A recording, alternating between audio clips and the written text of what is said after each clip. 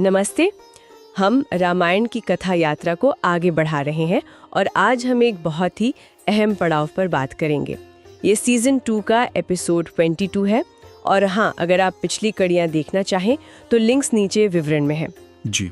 तो आज का हमारा विषय है भगवान राम की अयोध्या वापसी, रावण पर विजय और सीता जी की मुक्ति के बाद का समय। बिल्कुल। इसके लिए हमने the return of Rama, victory of Dharma नाम के एक अंश को अपना आधार बनाया है और हम कोशिश करेंगे समझने की कि राम की वापसी सिर्फ एक घर वापसी क्यों नहीं थी और ये राम राज्य जिसकी बात होती है उसका असल मतलब क्या है, कम से कम इस स्रोत के अनुसार। हाँ, ये जानना दिलचस्प होगा। तो चलिए फिर इस स्रोत को खंगालते हैं और देखते हैं इसमें क्या खास बातें सामने आती हैं।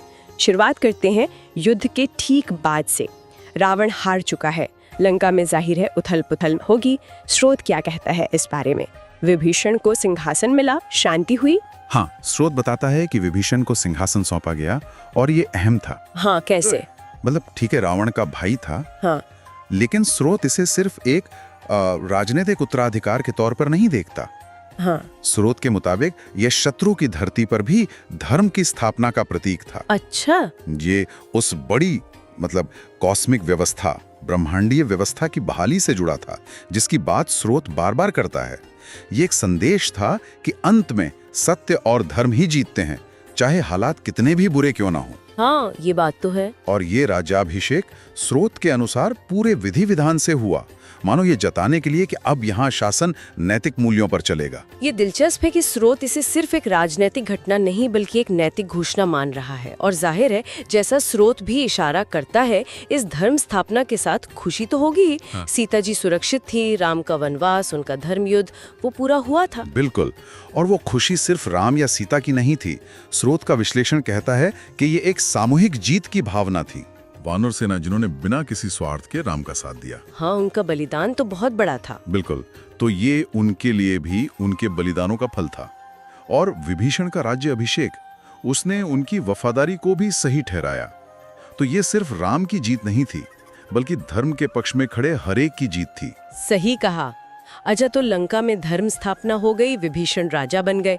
अब अगला कदम अयोध्या वापसी। स्रोत इस यात्रा के बारे में क्या कहता है? पुष्पक विमान का जिक्र आता है ना? हाँ, पुष्पक विमान जिसमें राम, सीता, लक्ष्मण और जो मुख्य वानर योद्धा थे वो सब सवार थे। और ये वही विमान था जो पहले रावण का था। एग्जैक्टली। और स्रोत इसी बात को एक बहुत शक्तिशाली प्रतीक के रूप में दिखाता है। ये सिर्फ आने जाने का साधन नहीं था। स्रोत का तर्क है कि रावण की शक्ति और ऐश्वर्य का प्रतीक रहा विमान, उसी को राम ने अपनी धर्म विजय के बाद वापसी के लिए इस्तेमाल किया।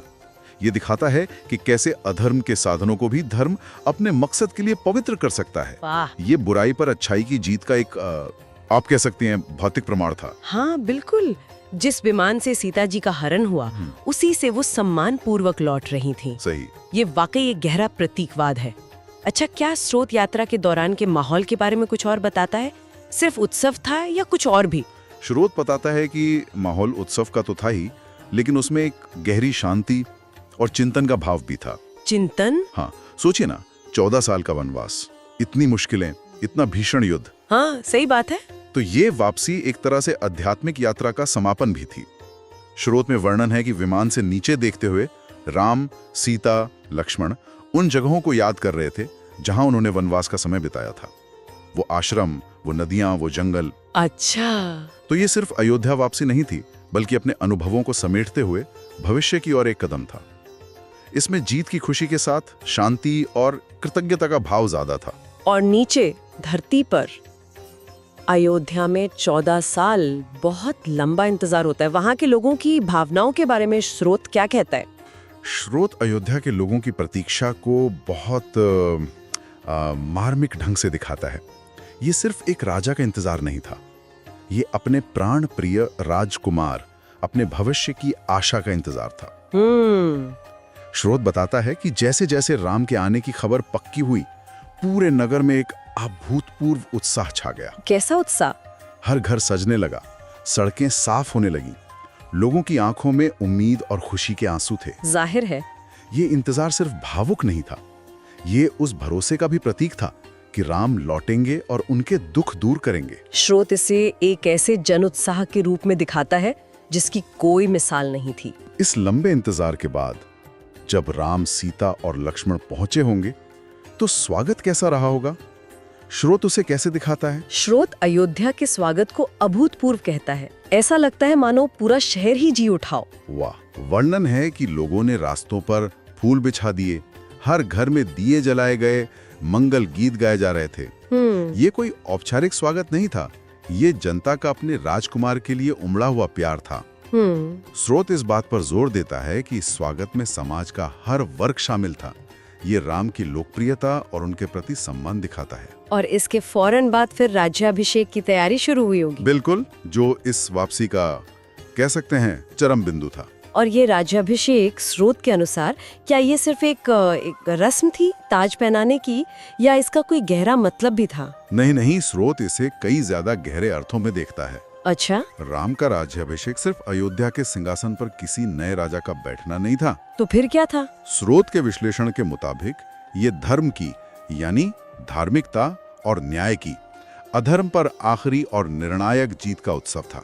अच्छा, जब राम को मर्यादा पुरुषोत्तम के रूप में ताज पहनाया गया तो ये उपाधि सिर्फ कहने के लिए नहीं थी, का सबसे ऊंचा उदाहरण हो। तो उनका राज्याभिषेक इस बात की घोषणा थी कि अब अयोध्या का शासन इन्हीं आदर्शों पर चलेगा। ये मूल्यों की पुनर्स्थापना थी, सिर्फ सत्ता का बदलना नहीं। यानी ये राज्याभिषेक भविष्य के शासन की दिशा तय कर रहा था। बिल्कुल। और यहीं से राम राज्य की बात जुड़ती है रोग ना? भी जिक्र करता है इसका। कैसे परिभाषित करता है स्रोत राम राज्य को? स्रोत राम राज्य को एक आदर्श शासन व्यवस्था बताता है, लेकिन ये सिर्फ कोई कल्पना लोक या यूटोपिया नहीं है। अच्छा। स्रोत के अनुसार राम राज्य का आधार था धर्म, यानी न्याय, सत्य, समानता और कर्तव्य निष्ठा। ये एक ऐसा राज्य था जहां प्रजा सुखी थी, किसी को डर नहीं था और सबको बराबर मौके मिलते थे। और ये होता कैसे था? मतलब राम की शासन शैली में ऐसा क्या खास था? स्रोत कुछ बताता है इस बारे में? हाँ, स्रोत कुछ खास बातें बताता है। पहली, राम अपनी प्रजा की आवाज सुनते थे। अच्छा। वो नियमित रूप से लोगों से मिलते थे, उनकी परेशानियां सुनते थे, उनका हल निकालते थे। ये तो बहुत जरूरी है। बिल्कुल। दूसरा, उनका न्याय निष्पक्ष था, लेकिन उसमें करुणा भी थी। सजा देते समय भी सुधार की भावना रखते थे। और तीसरा, वो खुद धर्म का पालन करते थे और दूसरों के लिए मिसाल बनते थे। उनका अपना जीवन और सार्वजनिक व्यवहार दोनों ही ऊंचे नैतिक स्तर के थे। स्रोत इस बात पर जोर देता है कि राम ने सत्ता को सेवा का जरिया माना, भोग का नहीं। सत्ता को सेवा का माध्यम मानना, ये बहुत बड़ी बात है। हाँ, और यही सिद्धांत उनके शासन को रामराज्य बनाते थे। तो अगर हम स्रोत के विश्लेषण को देखें तो क्या ये कह सकते हैं कि राम की असली जीत रावण को मारने में उतनी नहीं थी जितनी राम राज्य की स्थापना में थी? निश्चित रूप से स्रोत इसी नतीजे पर पहुंचता है।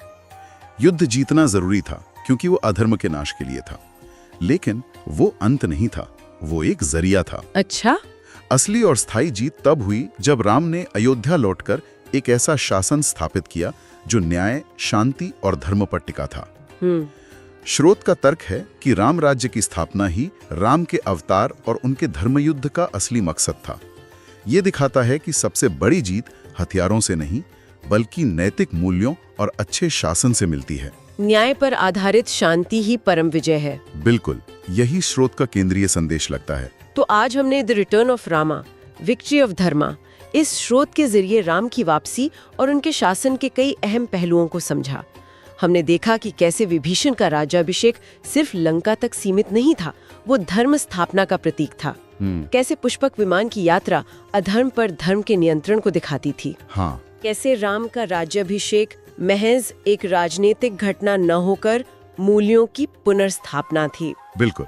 और कैसे राम राज्य आदर्श शासन का प्रतीक बना, जिसका आधार स्वयं राम का धर्मनिष्ठ आचरण और प्रजा केंद्रित नीतियां थीं। और हाँ, इस पूरी चर्चा से जो स्रोत के विश्लेषण पर आधारित है, एक विचार उभरता है जिस पर हम सभी सोच सकते हैं कि न्याय, समानता और धर्म पर आधारित आदर्श शासन का ये जो खाका है, जिसे राम राज्य कहा गया, आज के आधुनिक समाज और हम व्यक्तियों के लिए इसकी क्या प्रासंगिकता है। ये सोचने वाली बात है। ये विचारणीय है कि वो शाश्वत सिद्धांत जैसे शासक की जिम्मेदारी, न्याय की सर्वोच्चता, प्रजा का कल्याण, इन्हें हम आज के इस जटिल दुनिया में कैसे समझें और कैसे अपनाएं। बिल्कुल। इस गहन विश्लेषण में हमारे साथ जुड़ने के लिए धन्यवाद।